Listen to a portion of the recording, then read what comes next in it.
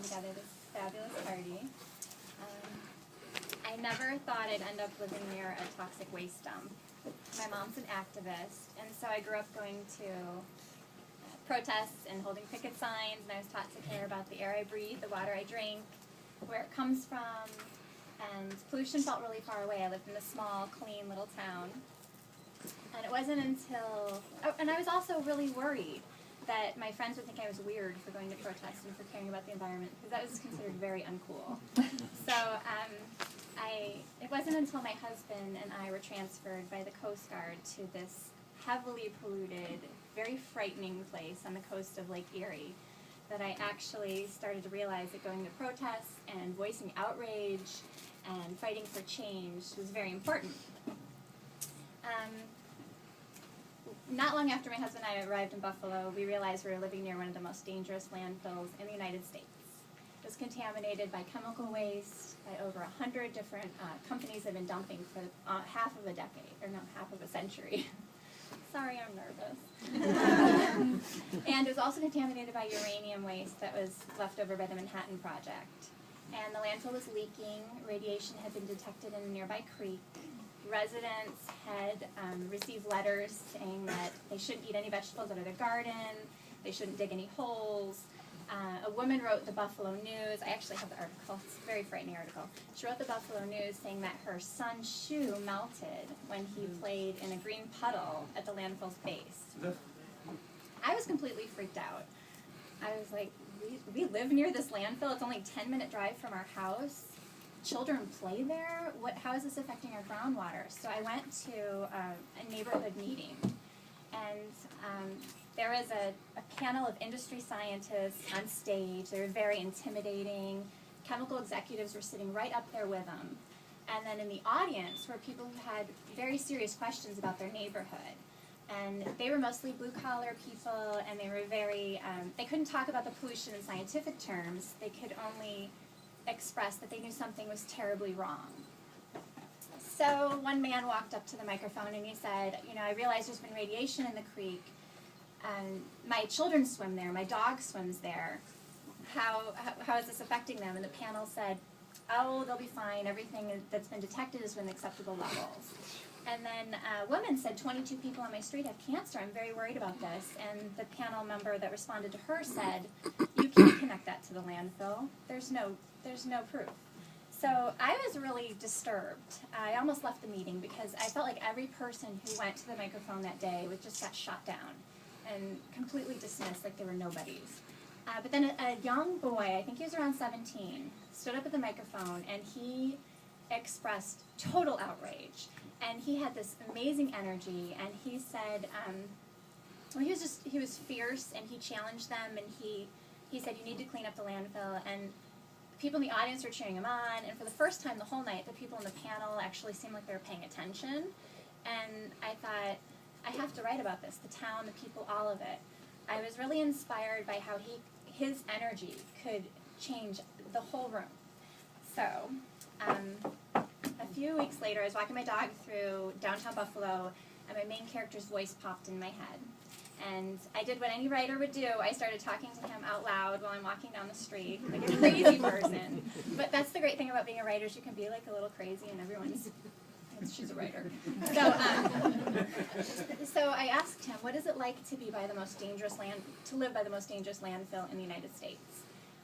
Why do you and your friends swim there in the creek when you know it's contaminated? Are you furious about what happened to your father? And he answered, yes, I'm furious. I want to get revenge.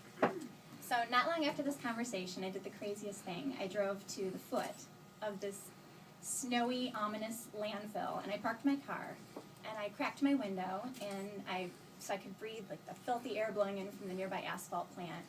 And I wrote the first outline of my chemical mountain right there in that setting.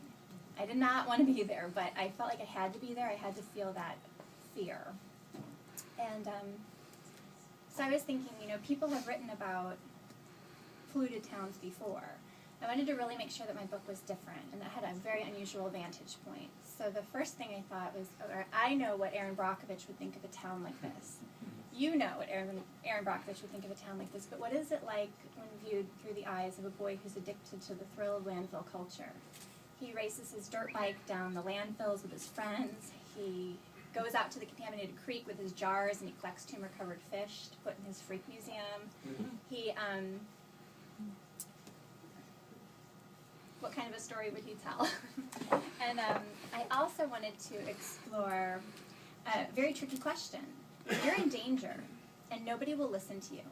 Nobody will help you. Nobody cares. What's the best way to go about bringing meaningful change? Who gets results, the vigilantes or the pacifists? So My Chemical Mountain is about three boys who'd offer up really different answers to that question. There's Jason, an astonishing artist who fills a sketchbook full of pollution-inspired monsters when he's angry. He wants to avenge his father's death. There's Corn Pup, a really sickly inventor, and he collects all sorts of weird things from the industrial zone to put in his freak museum, and he thinks that you can reason with the polluters and that they'll listen to you.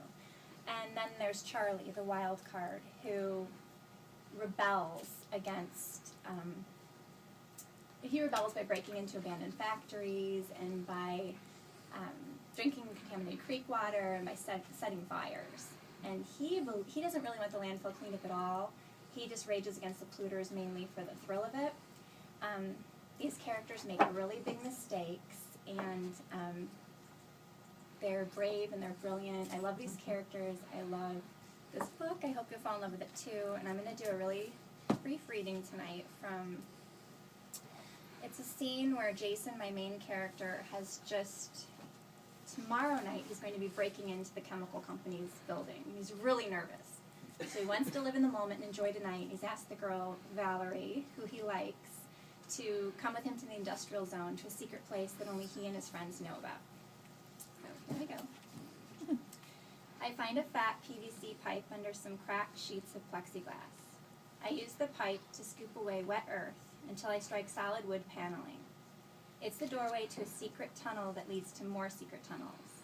Charlie and Corn Pup would kill me for this.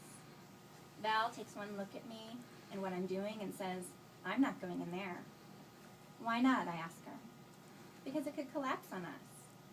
I point the flashlight at a row of wood joists and say, we reinforced all of this. It's totally safe. Val smiles and says, are you sure? I've been through these tunnels 100 times, I tell her. Some girls would be too weak for this. Some girls wouldn't want to get their clothes dirty. Val is breathing fast, and I can tell she's freaking out. But she climbs into the tunnel with me, and now I like her even more. We crawl through the damp earth for about 10 minutes before hitting the jackpot. It's an old bomb shelter from the Cold War, I tell her. I'm not totally sure about this, but it seems like an old bomb shelter. There's a nuclear symbol on one of the walls.